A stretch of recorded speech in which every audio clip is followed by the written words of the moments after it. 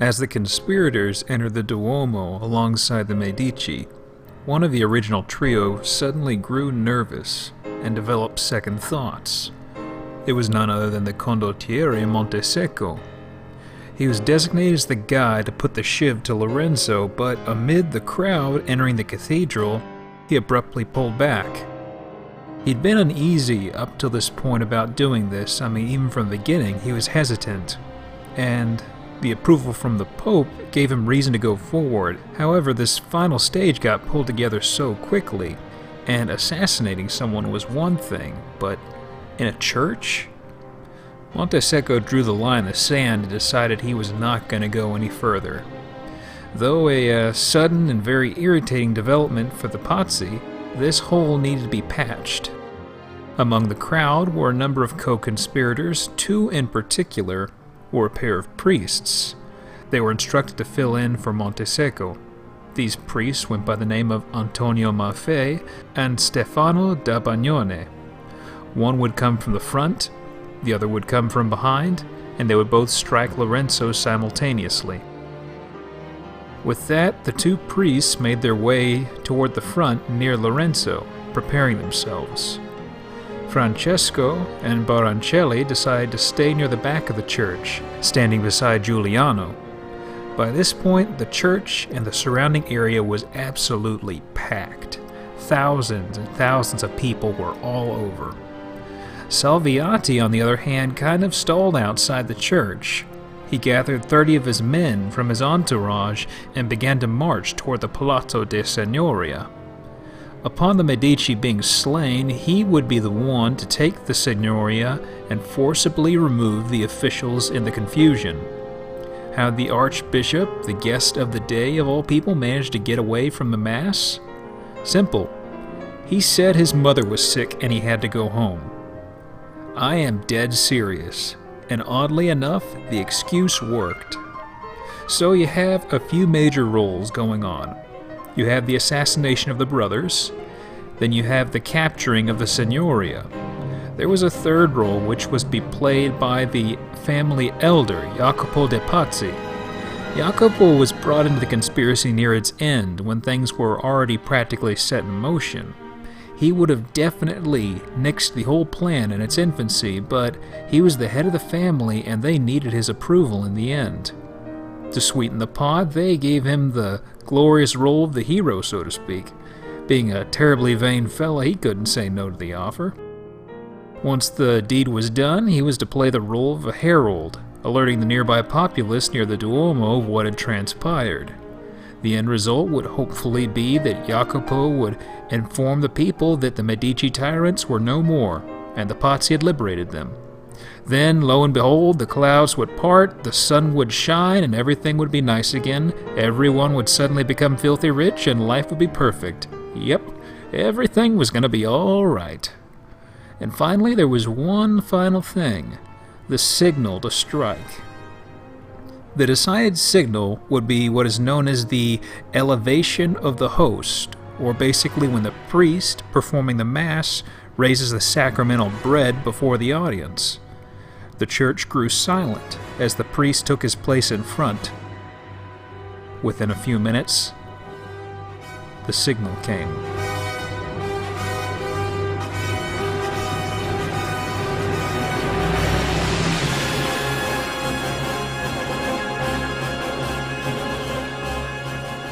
From his side, Baroncelli produced a hidden knife with which he stabbed Giuliano in the chest, causing him to collapse on the ground.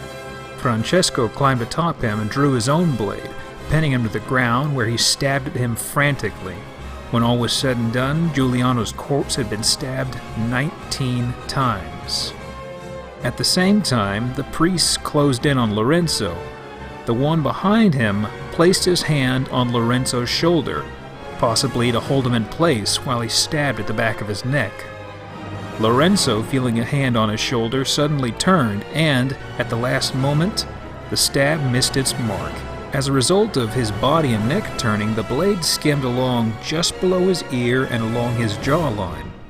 Lorenzo, who was armed, drew his blade without hesitation and kicked the priest back. He moved away from the first priest, soon noticing the second one closing in and drawing his own blade. Then, in a moment of what I'd call pure Renaissance badass, Lorenzo wrapped his cloak around his offhand and used it as an improvised shield as he fended off his two would-be assassins. This continued for a number of moments, and, not knowing what else he was up against, aside from these two attackers, he soon retreated, leaping over the railing separating him from the common area, and sprinting toward the northern sacristy. The priest chased after him, but there were a number of folks in the way. Several of Lorenzo's allies came to his aid, and the group barricaded themselves within the sacristy. Given how these had massive iron doors, saying it was secure is putting it lightly.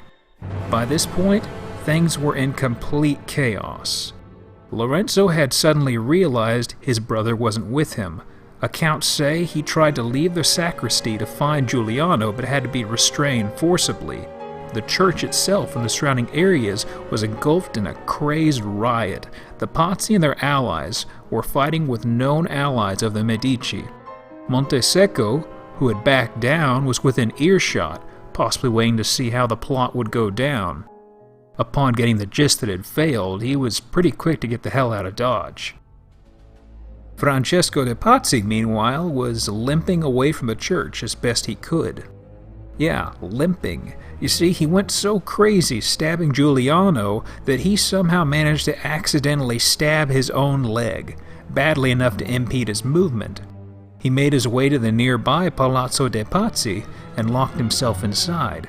Within a few more minutes, the conspirators and their allies had withdrawn, and the Duomo was empty. Medici's allies knocked on the door to the sacristy and told Lorenzo that it was safe, but they had to leave quickly. Unfortunately, these same men found Giuliano's corpse by the doorway and had covered it with a cape. They knew that Lorenzo would have gone completely berserk if he saw his brother's body, so the men led Lorenzo southward out of a secondary exit so he wouldn't go past Giuliano. Meanwhile, things were getting interesting for Salviati, the archbishop. He led 30 men to the Palazzo della Signoria, believing by now, or within the next few moments, that Lorenzo and his brother were no more. He needed to cripple the building and capture the Gonfaloniere Cesare Petrucci. Goes without saying that Petrucci was a Medici supporter. He entered the palazzo with his armed men and said he had a message from the Pope and demanded to see the Gonfaloniere.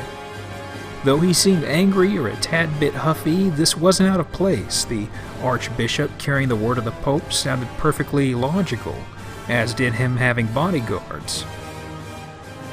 The thing is, Petrucci was busy eating lunch at this point, and for some reason, his subordinates didn't bug him initially. Salviati was shown to a reception adjacent to the Gonfaloniere's office where he waited, or unintentionally stewed. His men were kept elsewhere since this was a diplomatic meeting. Having bodyguards and armed men in this area would have definitely been a serious offense. After a few minutes, Petrucci came to the reception room to receive Salviati. By this point, though, Salviati had stewed long enough that he was caught up in his nerves and the gravity of all this. He was pale, sweating, shaking, stuttering, and angry about how a representative of the Pope shouldn't have been treated like this. Petrucci knew something was odd. He pressed Salviati for the nature of his visit. The archbishop stammered, and his nerves got the best of him. With that, he fled out of the reception and out into the adjacent hallway and screamed, "Now is the time to strike." Petrucci was following closely behind, not liking the look of how Salviati was carrying himself. Bear in mind, of course, how the papacy and Florence were at odds. This wasn't going to be a friendly visit from what the Gonfaloniere figured in the first place, but this was highly suspicious. In the hallway, Petrucci saw that Salviati was barking orders to a man named Bracciolini, the leader of his entourage. Although he did not know who Bracciolini was, he did know one thing. He was in complete battle gear and had his sword drawn. Without hesitating a moment, Petrucci sprinted over behind Salviati, grabbed him by his hair, and flung him to the ground. He called out to his guards, who came running, and took Bracciolini and Salviati as hostages. And the 30 or so men who accompanied him? Well, they were placed in a larger room to wait on the Archbishop's return. Funny thing though, the palazzo had some neat gadgets in their doorways. As a safety measure, the room where the soldiers were kept was actually designed in case of an oh shit scenario just like this one. The safety measure? Well, the door could only be opened with a key. The key was only held by the official who was waiting outside. The plot at the palazzo had been completely dismantled. Of course, there were other stages of this plan that were unfurling on the assumption that all was going as planned. One of which involved Jacopo de Pazzi. He was supposed to inform the populace right after this took place. A little more backstory on Jacopo to get this more into perspective. The noble title of Messer was stripped from the Pazzi family a century earlier when it became law that a title-bearing noble could not claim an office or take part in politics. Knowing that the real cash lied in being a merchant or banker and that nobles couldn't be trusted in the first place, the family was pretty keen on just throwing away the title, not becoming nobles, just becoming filthy stinking rich.